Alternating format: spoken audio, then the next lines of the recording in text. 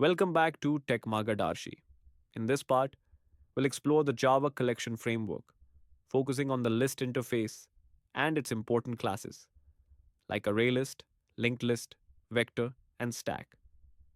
These concepts are crucial for handling data efficiently in real world Java applications. Let's dive in and understand how collections make Java programming more powerful and flexible. Here is the first topic: Java Collection Framework. The Java Collection Framework is a powerful framework that provides built in classes and interfaces to store and manipulate groups of objects. It helps us work with dynamic data, where the size can grow or shrink during program execution. Instead of writing our own data handling logic, Java gives us ready made data structures, making development faster and cleaner. The collection framework supports common operations like adding, removing, searching, and sorting elements efficiently.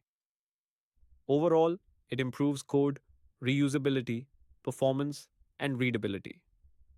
Some commonly used collection classes include ArrayList, LinkedList, HashSet, and HashMap. Here is the next topic: collection framework hierarchy in Java. The Java collection framework follows a well defined hierarchical structure made up of interfaces and classes. At the very top of this hierarchy is the iterable interface, which allows elements to be accessed one by one using loops like for each. The collection interface extends iterable and acts as the root interface for most collection types in Java. From this collection interface, other important interfaces like list, set, and queue are derived. This hierarchy makes the framework organized, flexible, and easy to extend, allowing developers to choose the right collection based on their needs. Here is the block diagram of all types of Java collections framework.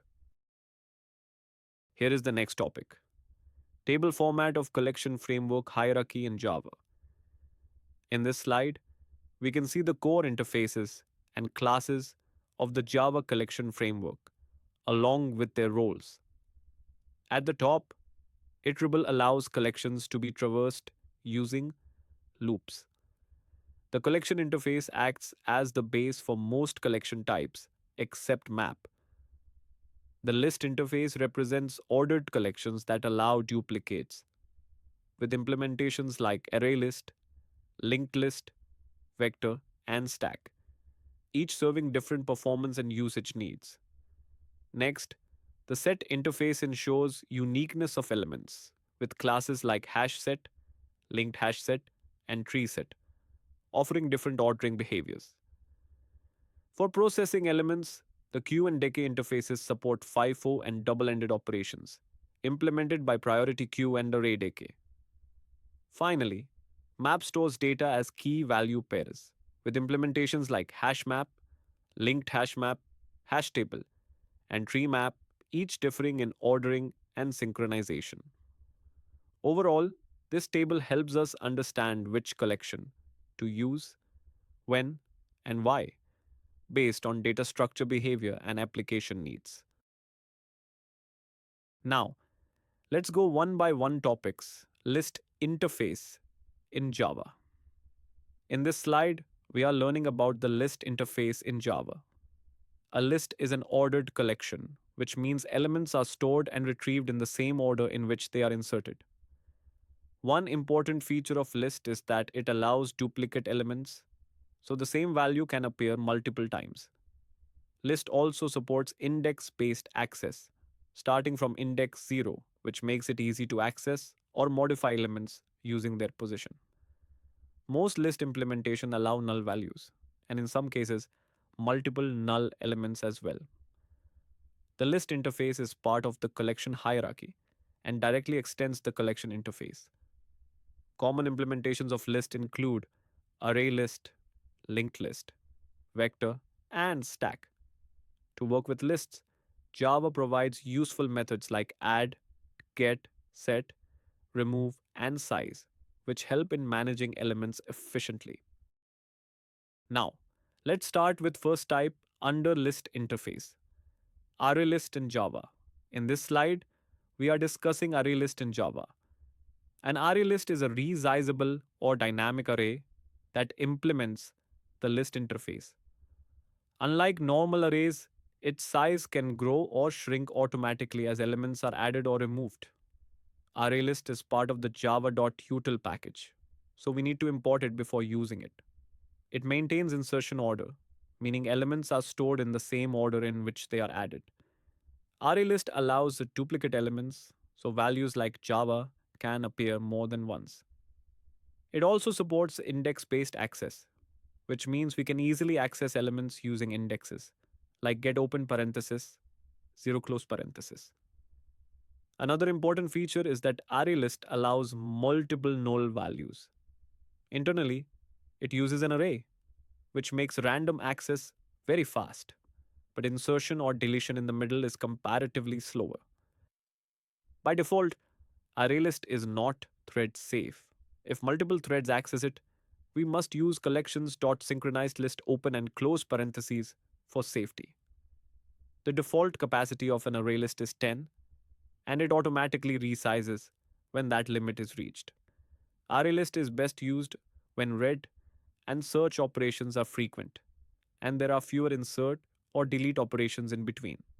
Coming to commonly used methods, add is used to add elements, get to access elements, set to update values, remove to delete elements, size to find the number of elements, contains to check if an element exists, and clear to remove all elements from the list.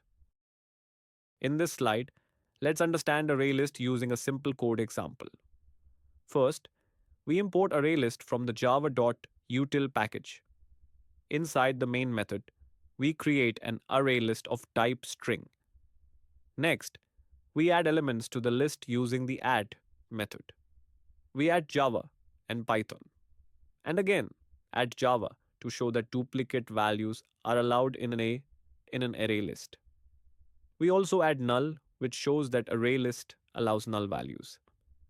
When we print the list, it displays elements in the same order they were added, proving that array list maintains insertion order. Using get open parenthesis, one close parenthesis, we access the element at index 1, which returns Python. This shows that ArrayList supports index-based access. Then, we remove Python using the remove open parenthesis close parenthesis method.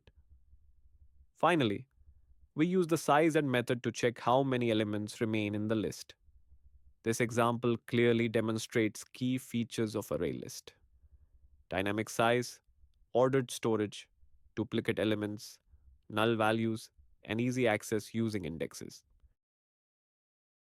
In this slide, let's understand linked list in Java. A linked list is a doubly linked list implementation of the list and decay interfaces. Unlike ArrayList, it does not store elements in a continuous memory block.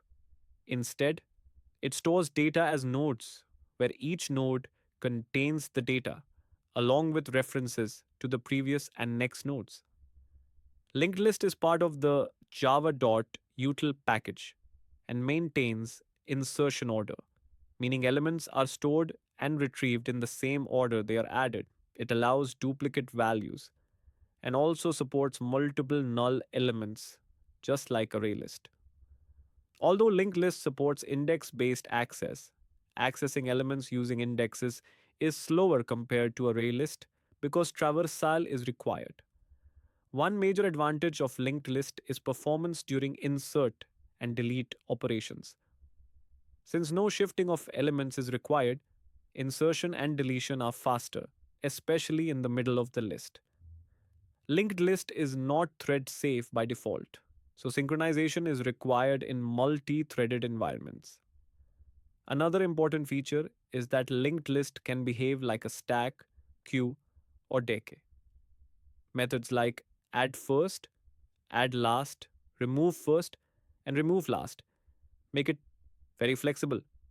Commonly used methods include add to insert elements, get to access elements, remove to delete elements, and size to get the total number of elements.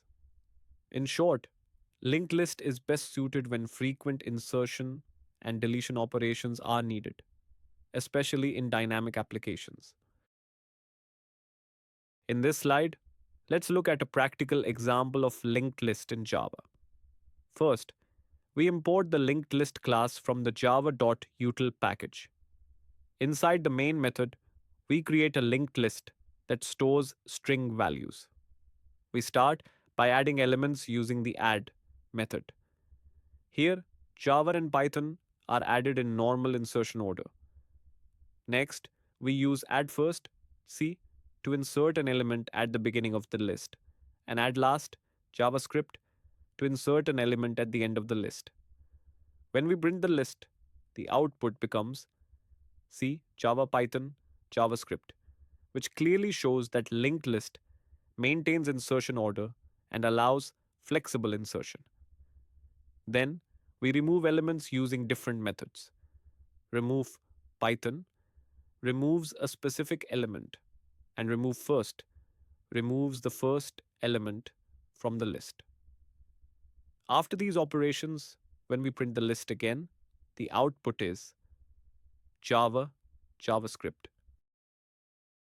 In this slide, we'll understand vector in Java. Vector is a legacy class that implements the list interface and works very similar to an array list. It belongs to the java.util package and maintains insertion order, meaning elements are stored in the order they are added.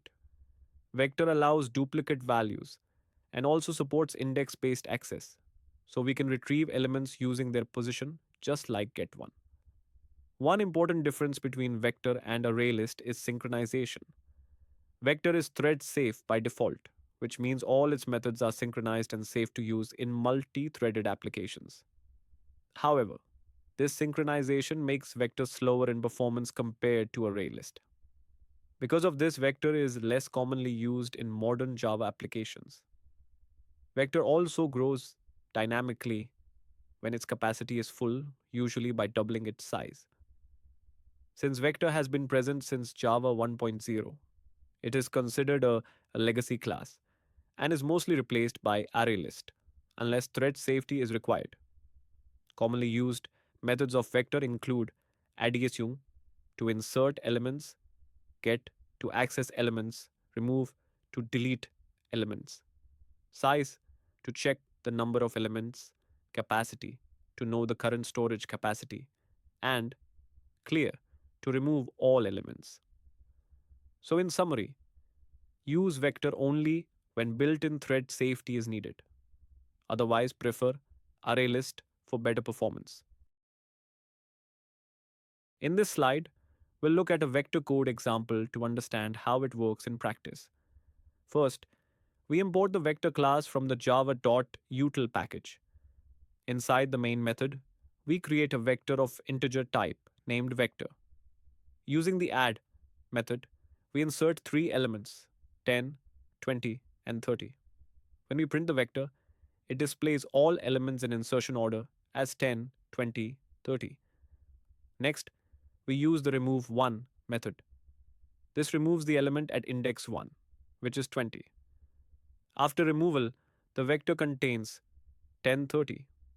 Then we call the size method, which returns the current number of elements in the vector.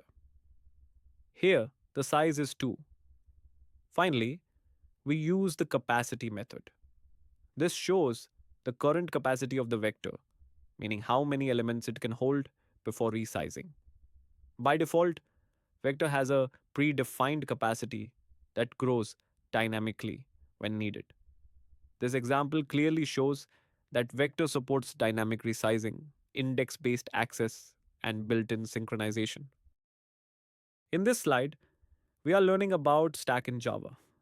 A stack is a class that represents a LIFO data structure, which means last in, first out.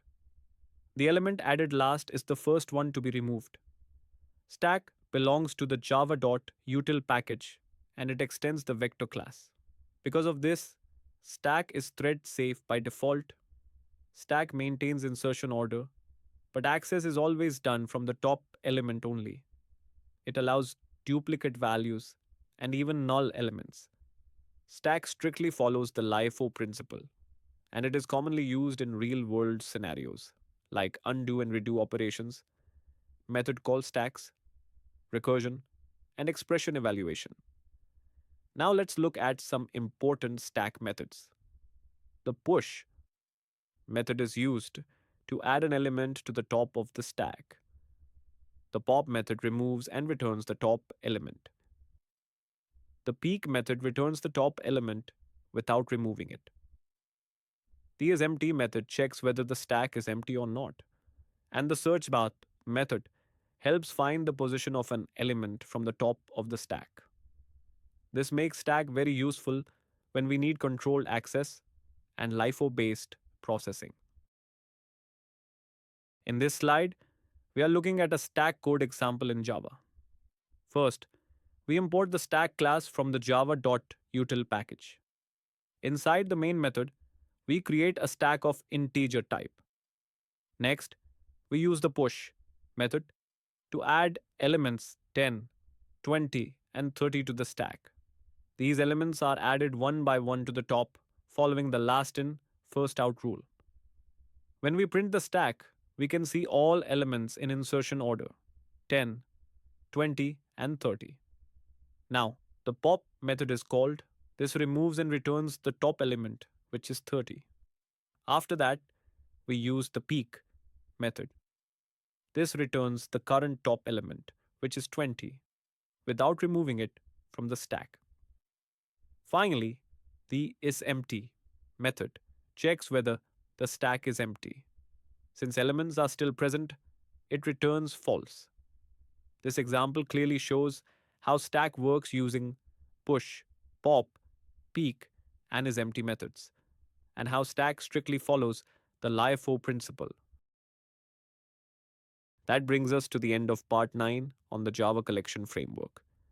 We explored list interface classes like ArrayList, LinkedList, vector, and stack with clear examples. Make sure to practice these programs to understand when and where to use each collection. Stay connected with TECHMargadarshi for the next part, where we'll dive deeper into advanced Java concepts. Keep learning, keep coding, and grow your Java skills step by step.